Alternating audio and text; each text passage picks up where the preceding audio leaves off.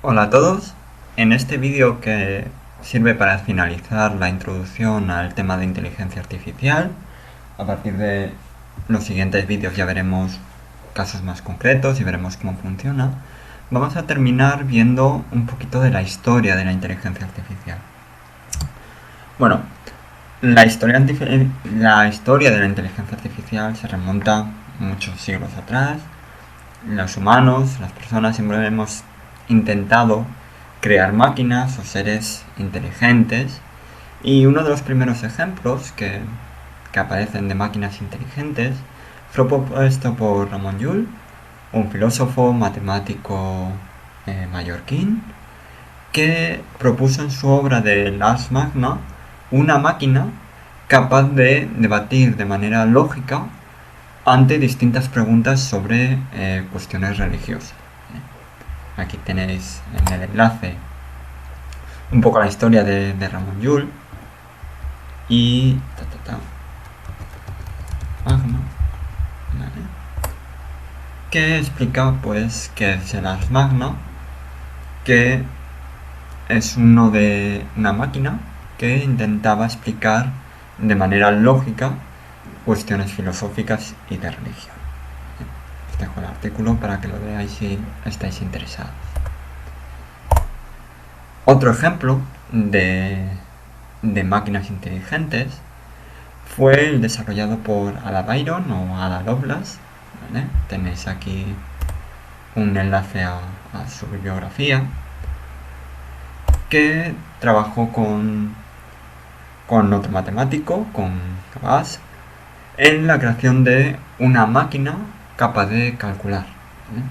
Pero Ada Lovelace se considera como la primera programadora en la historia, la primera persona programadora, y ella se dio cuenta de que las máquinas no solo iban a servir para calcular, sino que también podían servir para crear, para hacer pinturas, para mucho más, y es una de las precursoras de lo que sería la inteligencia artificial. Si nos vamos a algo un poco más reciente, este hombre es Alan Turing, ¿no? Que posiblemente, bueno, ya hemos comentado en alguno de los vídeos anteriores su existencia, ¿vale? Posiblemente lo conozcáis de alguna película. Ayudó mucho en la Segunda Guerra Mundial a luchar contra los nazis, descifrando con la máquina Enigma, ¿vale? Y fue uno de los precursores de la inteligencia artificial y de la computación moderna, ¿vale? Él creó el modelo teórico de lo que sería el primer ordenador, ¿vale? Y fue uno de los que vio todo el potencial que tenían estos ordenadores.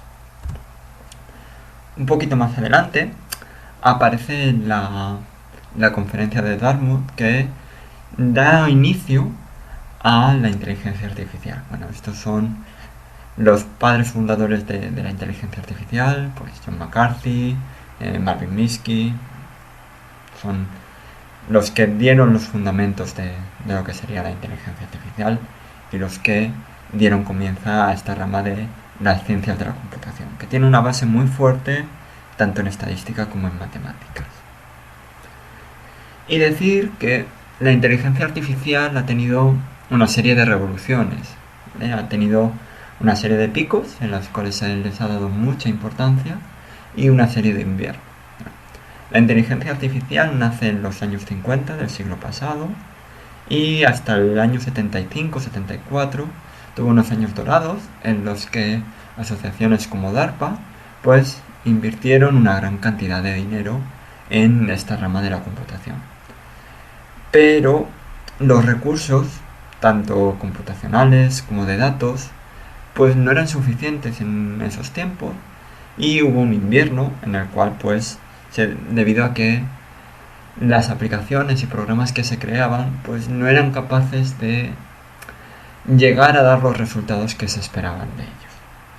Entonces esto produjo el primer invierno de la inteligencia artificial hasta los años 80, en el cual aparecieron los sistemas expertos. Los sistemas expertos eran sistemas basados en reglas que servían para decidir, dar sugerencias, ¿vale? Eran sistemas, si ocurre esto, entonces haz esto otro, ¿vale? Si no, pues mira a ver esta condición, si no, tal y tal.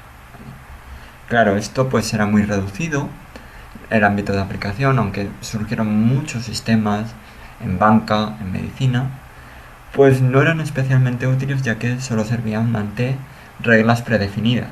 Cuando aparecían nuevos casos, pues estos sistemas no servían. Esto pues dio lugar a un nuevo invierno de la inteligencia artificial hasta el año 93 del siglo pasado, en el cual pues se empezó a diversificar y a aparecer distintos ámbitos de la inteligencia artificial, el procesamiento del lenguaje natural, de la visión por computador, muchas y muchas aplicaciones. Y en la actualidad, un gran cambio ocurrió en 2010, donde se empezaron a ver muchos ejemplos de inteligencia artificial y su aplicación en la vida cotidiana de las personas.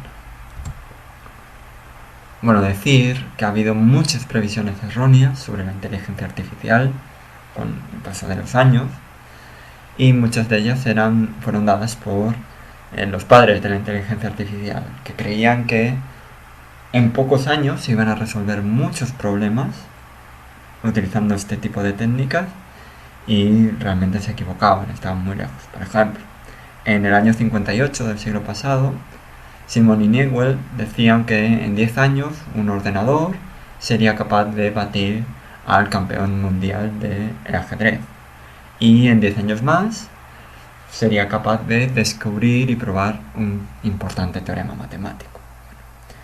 La victoria de Deep Blue sobre Kasparov ocurrió en los años 90. ¿Vale? Se equivocaron bastante. Y todavía los ordenadores no son capaces de descubrir ni probar teoremas matemáticos de manera completamente autónoma, importantes al menos. En el 65, Simon decía que para el año 85 una máquina sería capaz de hacer cualquier cosa que un humano fuera capaz de hacer. Bueno, esto estamos lejos todavía. En el 67, Minsky decía que en una generación el problema de crear una inteligencia artificial general estaría resuelto. Bueno, estamos lejos todavía también.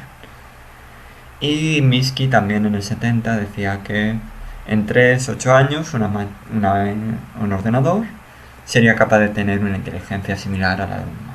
Bueno, estamos muy lejos todavía de eso, ¿vale? Entonces, pues bueno, para que os hagáis una idea de por qué ocurrieron también esos inviernos de inteligencia artificial, porque las previsiones eran completamente erróneas, ¿vale? Se esperaba crear inteligencia artificial general en muy poquitos años y no fueron capaces de hacerlo, y estamos lejos todavía de hacerlo. Entonces, ¿qué es lo que ha cambiado en estos últimos 10 años, desde 2010?